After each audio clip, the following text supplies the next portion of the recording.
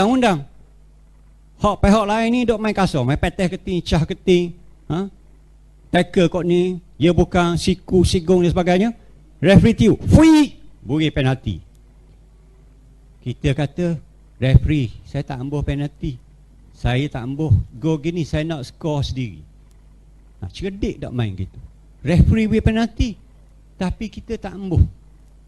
Shoot gol langsung. Lepas tu main pula. Orang kasar kita pula. Referee beri pula free kick. Tak ambuh juga referee, saya tak ambuh free kick. Kan takut tergol kan. Dah tak ambuh skor gol. Jadi buat apa kita jadi pembangkang? Kalau tidak menjadi pembangkang yang efektif. Kalau tidak mau mengambil kesempatan yang diberi. Kononnya nak ambil alih kuasa masa pilihan raya saja. Pula dah. Jadi ini bukan perkara yang luar bidang kuasa atau luar undang-undang. Ini dibenarkan dalam undang-undang dan sebagainya. Tetapi kenapa kita yang sepatutnya menjadi pembangkang tidak mahu mengambil alih topok pemerintahan kerajaan hari ini? Tuan-tuan puan-puan, tanyalah diri sendiri, dan kalau rasa susah nak mikir, tanyalah orang-orang yang berkenaan kenapa. Dia mungkin dia tak mengaku. Hari ini saya baca surat khabar Pesuruhjaya Pembangkang mengatakan, dia kata dia berdiri bukan sokong Mak Said nak jatuhkan Menteri Besar. Dia orang berdiri kerana membatas speaker tak benarkan undi tak percaya. Dah bukan benda sama ke? Cuba baca sinar harian hari ini. Dia sebut.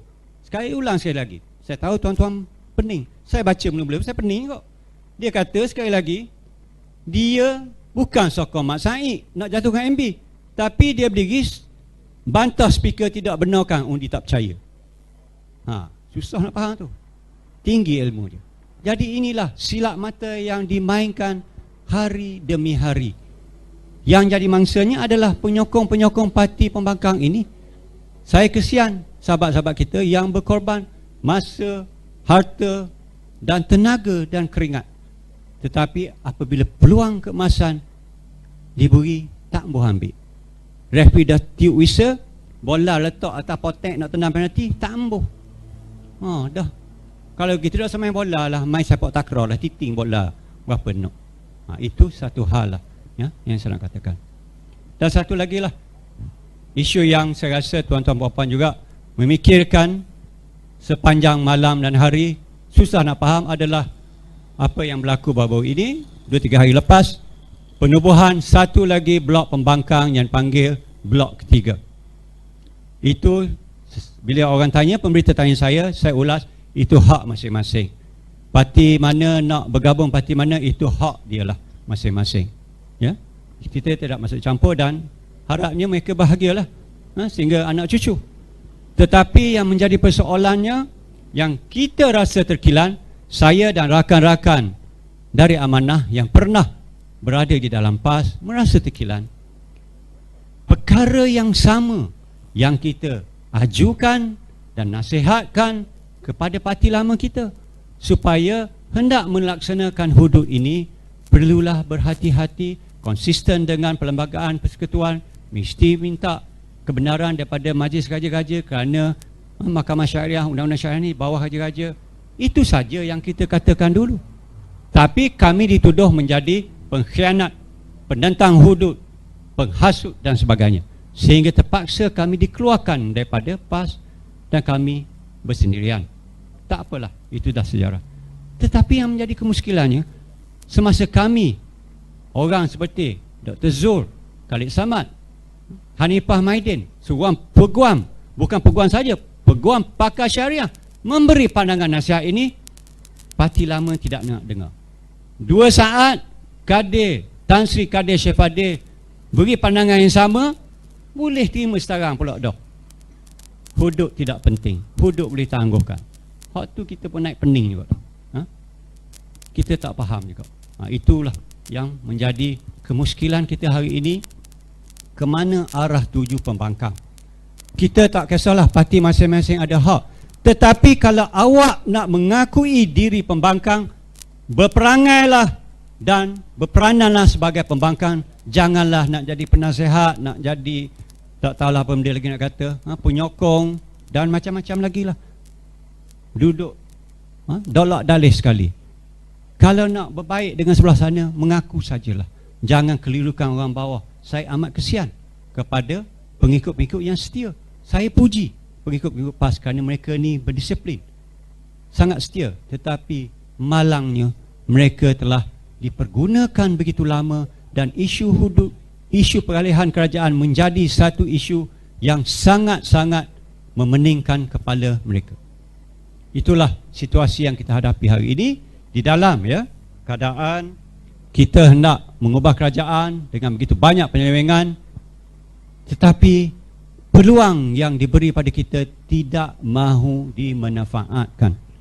Itulah tragedi kita hari ini. Untuk apa kita berjuang kalau tidak mahu mengambil tompok pemerintahan? Tanpa kuasa, kita tidak boleh mengubah apa-apa pun. Kerana itulah kita mengaku diri kita sebagai pembangkang. Dan itu jugalah kita telah mengadakan satu pakatan juga yang agak orang kata umum dengan bekas-bekas pemimpin UMNO seperti Tun Mahathir, Mahyudin Yassin, Syafiq Abdal dan beberapa orang pemimpin lain dengan NGO-NGO lain untuk membuat satu jawatan kuasa bebaskan atau selamatkan Malaysia daripada penyelewengan. Dan kita insyaAllah akan mengadakan roadshow di seluruh negara daripada sekarang sehingga bulan puasa, lebih kurang 2 bulan setengah.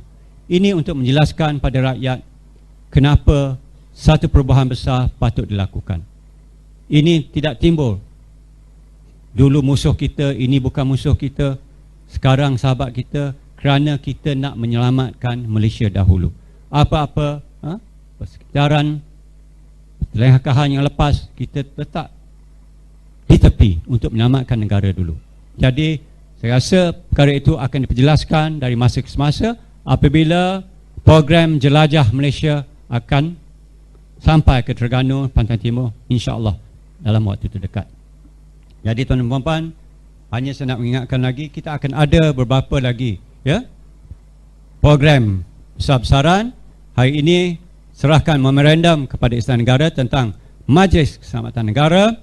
Pada 27 hari bulan ada satu majlis tertutup untuk selamatkan Malaysia, dan 28 hari bulan satu perjumpaan atau satu ceramah perdana akan diadakan di kawasan Pandan dekat dengan kawasan Parlimen Sadar Rafizi, di mana semua penceramah-penceramah daripada PKR, Amanah, DAP dan juga personaliti seperti Tun Mahathir, Mahyudin dan sebagainya akan berkongsi satu pentas untuk menyelamatkan negara. Ini pada 28 hari bulan, iaitu hari Isnin yang akan datang. Dan pada 2 hari bulan, insya-Allah kita akan adakan satu bantahan besar-besaran minta memasukkan GST. Dimulakan di 3 tempat, iaitu di Masjid, Kampung Baru, Central Market dan satu lagi di Sogo, silap saya, pada 2 hari bulan April. Itulah di antara program-program kita, dan insya-Allah tuan-tuan puan-puan, kita akan memberi penjelasan yang berterusan tentang perkembangan negara. Tetapi ingatlah tuan-tuan puan-puan, Terengganu ni kononnya Kuwait Malaysia, kaya dengan minyak, tapi apa yang kita dapat? 41 tahun sejak tahun 75 Terengganu telah mengeluarkan minyak, tetapi kewangannya masih sedih. Pergantungannya kepada minyak dan gas masih 90%. 90% gantung pada minyak dan gas. Kalau tak ada minyak dan gas, mepehlah kita. Kerajaan Persekutuan dulu bergantung lebih kurang 38% pada minyak dan gas. Tetapi hot 38%, kerajaan Malaysia kurang-kurang dah turun kepada lebih kurang 24%. Ada jugalah kurang pergantungan pada minyak dan gas. Terengganu ni masih bergantung lagi 90%. Jadi kalau tak ada minyak, nak balik ke laut pun, nelayan kita pun dah teruk.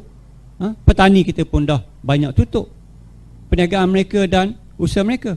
Dan di Kuala Kemaman, ini adalah kajian dibuat oleh Khazanah Kementerian Kewangan, mendapati pendapatan nelayan Kuala Kemaman, peningkatan pendapatan mereka 10 tahun dahulu 400 riyal sebulan. Sekarang lepas 10 tahun naik daripada 400 riyal ke 414 riyal. 14 ringgit dalam 10 tahun. RM1.40 setahun. Apakah kemajuan dicapai oleh nelayan kita?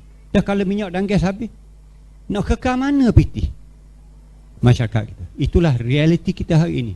Itulah sebab kita mesti ambil alih kerajaan hari ini, sementara minyak adalah antara 20-30 tahun lagi. Kalau tidak, sudah terlambat. Itulah tuan-tuan dan puan, saya ucapkan terima kasih atas kehadiran dan keyakinan tuan-tuan untuk bersama dengan kita. Saya akhir dengan wabillahi taufiq wa hidayah. Wassalamualaikum warahmatullahi wabarakatuh.